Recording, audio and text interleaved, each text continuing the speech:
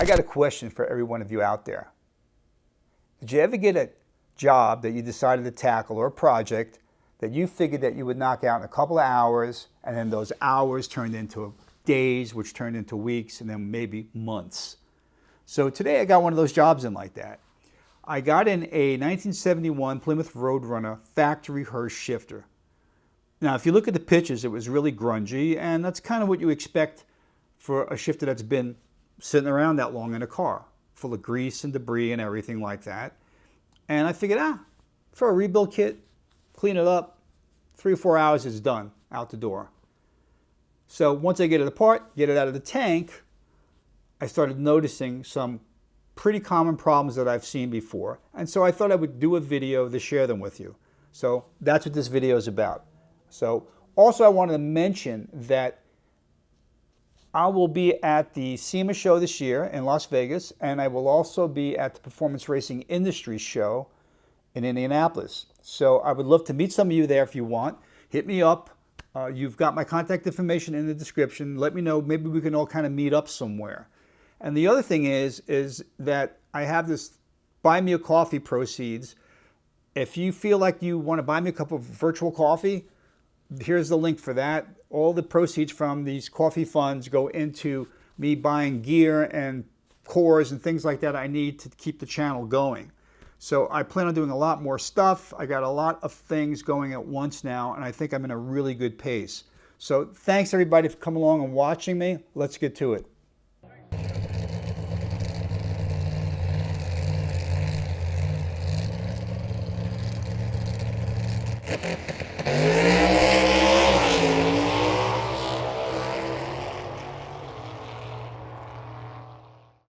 So I got this shifter out of the cleaning tank. It's ready to go back together. But I noticed a few things that seem to be happening a lot with these Mopar shifters. So I figured this would be a good video to show you what's going on here. So first off, the 3 shift levers, reverse lever, the 1-2 lever, and the 3-4 lever, or I like to call them gates, have a tendency to get elongated and bent. One of the reasons is they don't have any bushings in these shifters as far as the rods go directly into the gate arms. So if you look at this particular arm, you can actually see that it's elongated and stretched out a bit. And in fact, if you take a regular rod, it won't even go in it because it's so peened over, and probably the rod that's on the transmission is gouged out and messed up as well. So the other thing is they have a tendency to bend and crack. So if I take these 3 levers and I put them together like this, you could see that the middle lever, which is the 1-2 lever, is severely bent. And when you take these apart and look at them and inspect them thoroughly, there's actually cracks right over here. All right, so these cracks happen because the thing is bending back and forth and flexing, and then finally it cracks. And this could eventually lead to a complete failure. So one of the reasons why this happens is because these shifters have no stops. That's one reason. I'll get into the other reason later on towards the end of the video. So I'm going to replace these lever mechanisms. So there's a whole process in doing this. If you try to straighten these, again, you're going to crack them. And this is severely bent, this lever, as you can see, compared to the other one. So we're going to put these aside. I got a set of OEM levers. Just put them in the right order here, the way they should be. And you can see how nice and square they are against one another, how they fit. Perfectly flat, no gaps in between them. So when you have gaps in between these gates, the plunger, which kind of goes through them like this, will actually try to go in between them then. And that's how you get into those conditions, as I mentioned on my Secrets Revealed video, when you have too much space or a gap in the shifter. If you look at this plunger, you can actually see it's worn from it going in between the gates. You can see this oddball wear over here on both sides. Normally, a plunger should never have wear over here because it's never coming out. So you got these little corners that you could actually see these indentations from it being worn. You got other typical wear on them, like from the reverse plunger hitting it. That's usually right around here. You see that little notch over there? I don't know if you could see it too well, but that's from the reverse plunger hitting it, going back and forth over the years. And that's okay. but this is not acceptable. And of course, this will get changed anyway in a rebuild. So there are a couple of issues here. First, we got to put stops on these shifter bodies. And what I do is I drill out this hole and thread it for a 3H24 tap. It'll go in here and still make it with the jam nut. The old plate, I really can't. There's not enough room to thread this. So what I'll do is put a new plate on there that has the stop feature already built into it. It's already threaded and ready to go. They're the same part basically, so you just swap them out. It's no big deal. Then you'll get stops. The receiver looks really good. I don't see any problems or wear really with the receiver, other than we're going to have to put new isolator bushings in it. That's these over here. I'm going to put some new bushings and isolators in it. The carrier looks good. It's not really worn at all. In fact, it's in pretty good shape. So this will get reused. So again, these are the essentials to building the shifter. So let me just talk about stops for a second. The stops are a simple 3H24 thread bolt with a jam nut that goes into the shifter body like this. A lot of OEM shifters don't have stops. Probably they wanted to save some money, and setting up stops takes production time out, right? And time is money. So if you don't have stops, when you're making a shift and you hit it really hard, all that load is going against the whole linkage mechanism. The arms, the shift linkage tabs or arms, and the shifter shaft, the internal forks, the internal mechanism, and the transmission. Especially on the Mopar units, this slot tends to open up on the shift tab. They're very kind of undersized for such a big transmission, actually. I'm not a big fan of them. But this section here on the shifter shaft will also get rounded out. Just think of somebody trying to constantly torque on this and pull it like this because there's no stop. So you got to remember, these shifters are massive. So when somebody slams it and goes to shift it, and the only stopping that you're getting is internally, where the slider comes to a dead end against the gear or a dead end against the linkage detent inside the cover, this thing is going to try to twist this thing off. So oftentimes you'll see the Mopar transmissions have rounded out shifter shafts. And if you have a rounded out shifter shaft, this piece is going to fit loose and you're going to lose your shifter alignment and you're never going to have a good shift. So it's always important to take a good look at the shifter shafts of the transmission, make sure that these pieces are nice and square and that your linkage arms fit on fairly tight. Like this one fits on really good. Now this is not a Mopar arm, it doesn't really matter, but it's the same principle. You want to just make sure that things fit tight over here as well. Don't ignore this, this is very important. Now let's go take a look at what I'm going to do with the gate arms. Gate arms, of course, these are brand new arms, and you could see, if I lay these arms together like the other ones, you could see that they're nice and flat against one another. Look at that. Isn't that a thing of beauty? Anyway, what we're going to do is now, we have to drill these out. And when you drill them out, because these are hard, you're going to have to use what's called a die drill. I'll get those in a second. Also, it's a good idea before you drill anything out that may have questionable hardness to it, you can get a set of hardness tester files, which come in a range of 40 to 65 on the Rockwell HRC scale, or C scale for short. You simply take these files, you put them on the piece, and you see until you start getting some metal come off. You know, that you can feel that the file is actually biting in and trying to file metal. And if you go all the way up, that was 40, 45, 50.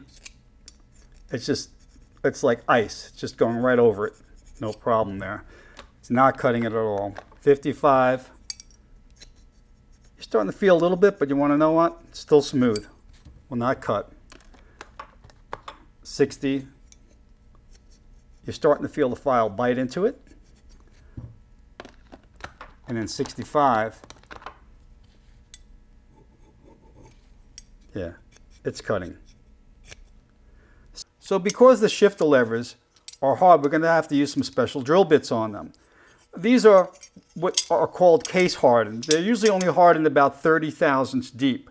The reason why they're not through hardened is because if they were through hardened at that hardness, they'd be like glass and break. So a lot of times when you look at the drawings or the prints for these types of pieces, you're going to see that they're made of a certain material that is case hardening. And usually the case hardness is only around 30 thousandths deep. And that allows the surface areas that are going to be in the wear areas to be hard, yet it'll still maintain some sort of core flexibility where it won't just snap in half like a twig, okay? So these are case hardened pieces. So usually die drills are easy to get, and you're able to use those drills because for the most part they're only going to be cutting through a little bit on the top and a little bit on the back end.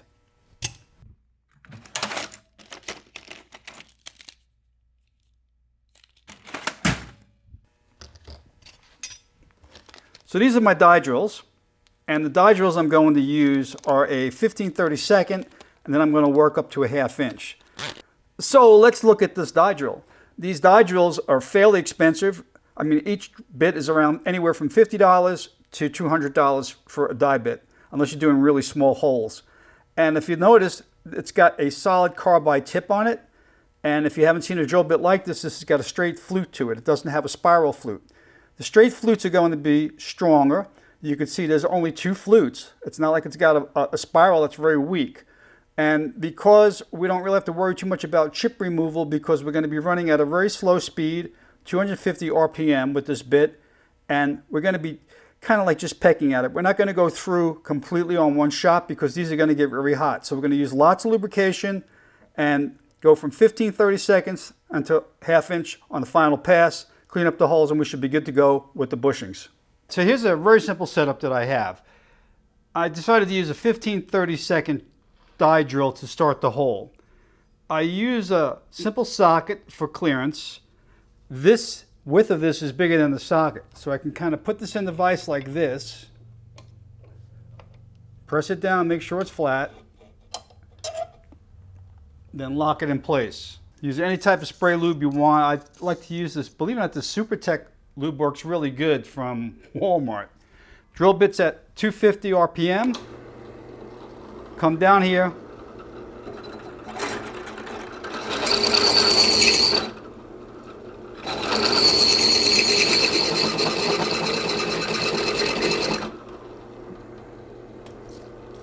Don't want to burn stuff up. So I take my time.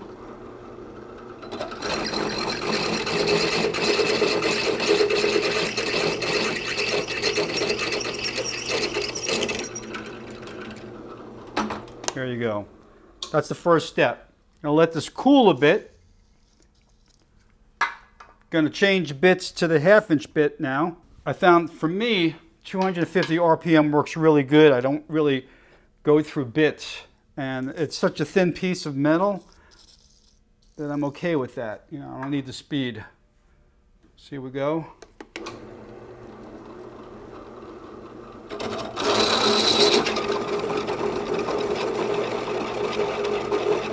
Just like a cleanup pass, really.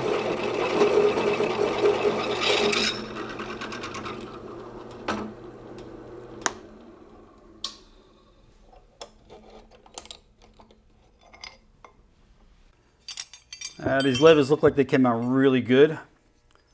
Take one of the bushings and just put it in here and see how it feels. It feels perfect. Look at that. No movement of the bushing. Spins great. A thing of beauty here. Look at this. Perfect. Really nice. Now, some of the new Mopar shifters actually have bushings already, but these particular arms were OEM arms and we just drilled them out. These look really good. It's going to come together really nice. And of course these are going to be scrap. We're going to return them to the owner. This is the receiver for the shifter, and it's going to have rubber isolators, and we're going to put those in this receiver. But I wanted to show you something. This is a pistol grip shifter with one of the short shifters. On most shifters, whether it's a Mopar shifter or whether it's a GTO shifter, when you press these things in, just want to show you what they look like. You see this little tab here in the handle itself? Those are usually on the driver's side of the car. Think of it that way. And when you slide these things in, they go in and they lock in like that. And that's what prevents the shifter from coming out. So in order for you, again, I'm going to do it again for you so you can see. So it kind of comes in there and locks in place. In order for you to really remove this when it's in the car, they're very difficult because they can get rusty. The rubber can be hard because there's a rubber isolator that's going to go around this like this when it's in the shifter itself. It goes like that, okay? So that's how that looks on both sides. And you can see how tight this is down here. And keep in mind, if this rubber gets rock hard and just old, it's going to be very hard to kind of move this stuff around, especially if it's corroded. So I made a putty knife that kind of comes in here and goes in and lifts this piece up. And that takes it out. So go to your local hardware store, get a putty knife that's not too flexible, like, you know, one that's got some sort of rigidity to it. And just kind of cut it down so it's the same width as the handle, like that. And so it's a little tip that you can just make your own little tool. It's not hard to do. So if, again, as you can see how it goes in, it's very precise actually, the fit, and it just locks in like that. Just pull it out this way.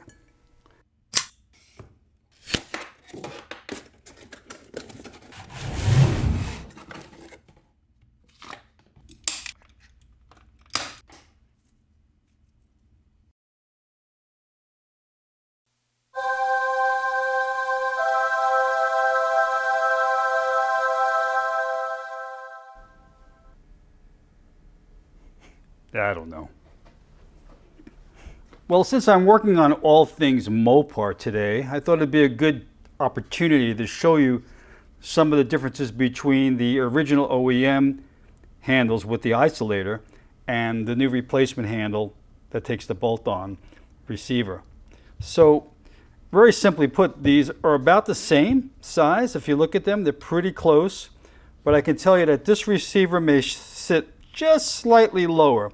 So it may sit about 1/4 inch lower, this handle, when it's installed. But in the event that you don't want to go through the rubber isolator and your older handle is worn like this, you can just swap it out by changing the receiver and putting the newer handle that takes the bolt-on stick, just like this. We go like that on there, and then you put the stiffener plate in there with the bolts.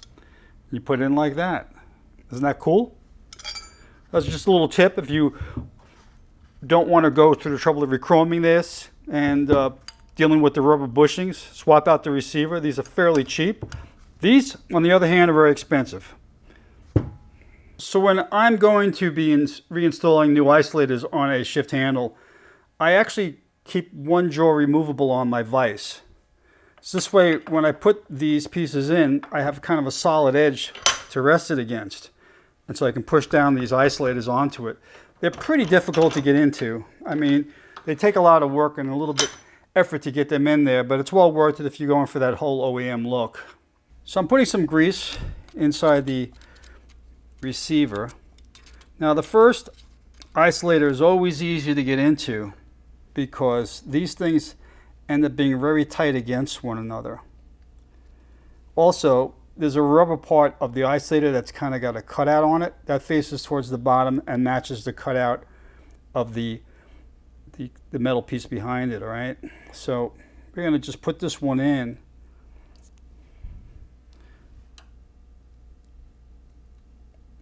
And these two pieces have to fit inside the rivets that are on the body.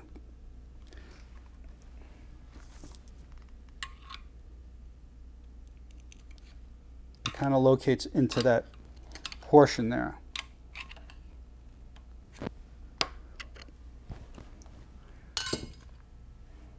Then the next one's a little bit tricky to get in. I mean, it's really tight, okay? And you kind of have to go in at an angle like this to start it.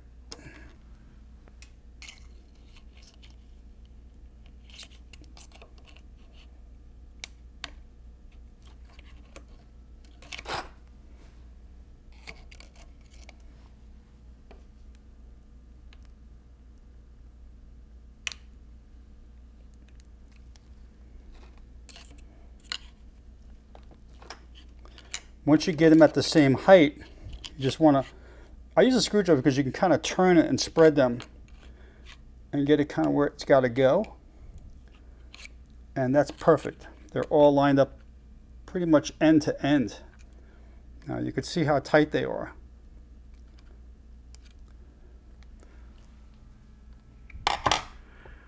That's why I recommend doing this while this isn't in the shifter, because then you're dealing with the whole mechanism. You have to, you know, hold and fasten, and then everything's kind of moving around you. So this looks pretty good.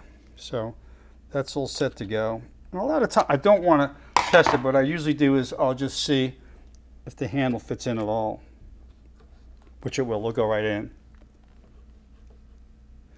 I don't want to let it go, but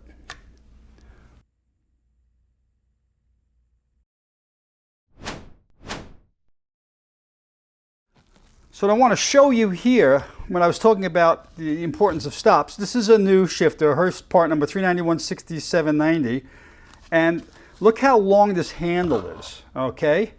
And it acts like a crowbar.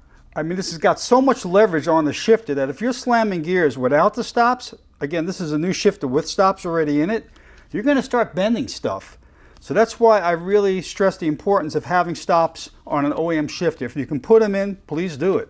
But some of these handles are actually longer, and if you have a pistol grip, it's almost like throwing a punch with a crowbar. It's the best way I can explain it. Here it is all done. I think it looks pretty cool. This is the front side, sporting the Super 661 rebuilt shifter label. Very important to have it on there. Back side, stops, and new isolators, okay? One thing I forgot to mention is that I do paint the shifter bodies using VHT flat black engine enamel high heat. Works really well. When I spray parts, I don't spray them and then 10 minutes later start assembling the shifter. You have to have patience. So what I tend to do is paint the shifter parts that need to be painted and then let them sit overnight so they cure really well. And I've been doing it for years like that. Seems to work out better with this particular paint anyway. I've tried some other paints. They don't seem to work, but you can get that painted in any auto parts store. Anyway, that's it. So thank you so much for watching this video. Please subscribe to my channel. I'm really trying to get 100,000 subscribers this year, and I hope I can really do that. It would really mean a lot to me if you guys can all make that happen. Thanks again. See you soon.